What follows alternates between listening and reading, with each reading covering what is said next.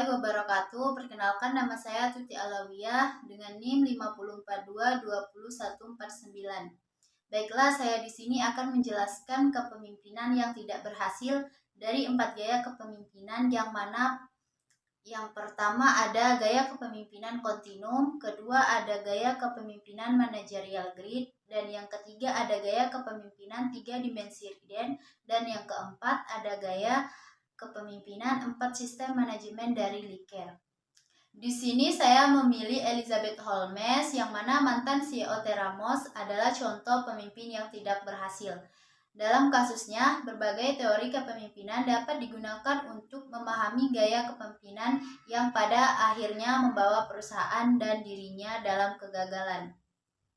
Berikut analisisnya menggunakan beberapa pendekatan kepemimpinan. Yang pertama ada gaya kepemimpinan kontinum. Menurut model kepemimpinan kontinum, gaya kepemimpinan terletak pada spektrum antara eteritor hingga partisipatif, berdasarkan tingkat kebebasan yang diberikan kepada tim. Dalam kasus Elizabeth Holmes, gaya kepemimpinannya lebih condong ke arah otoriter.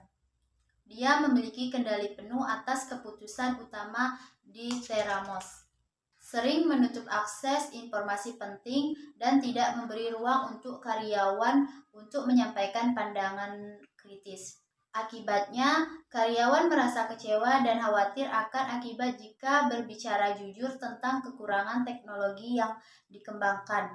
Pendekatan yang kurang partisipatif ini menciptakan lingkungan yang penuh rahasia dan anggota. Yang kedua ada gaya kepemimpinan manajerial grid. Dalam managerial grid, Elizabeth Holmes tem produksi atau binasa. Dan yang ketiga ada gaya kepemimpinan 3 dimensi riden, orientasi tugas, orientasi hubungan, dan efektivitas kepemimpinan. Gaya orientasi tugas yang berhubungan rendah. Dan yang keempat ada gaya kepemimpinan 4 sistem manajemen dari Likert. Menurut teori Likert ada 4 sistem manajemen: ekspoliatif otoritatif, benep baik hati otoritatif, konsultatif partisipatif.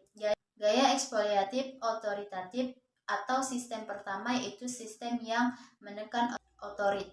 Kesimpulannya, kepemimpinan Elizabeth Holmes menunjukkan betapa gaya yang otoriter dan eksploitatif tanpa keseimbangan perhatian pada tim biasanya menghambat keberhasilan jangka panjang dengan mendominasi setiap aspek keputusan dan menutup masukan karyawan, dan gagal memenuhi ekspektasi berbagai teori kepemimpinan.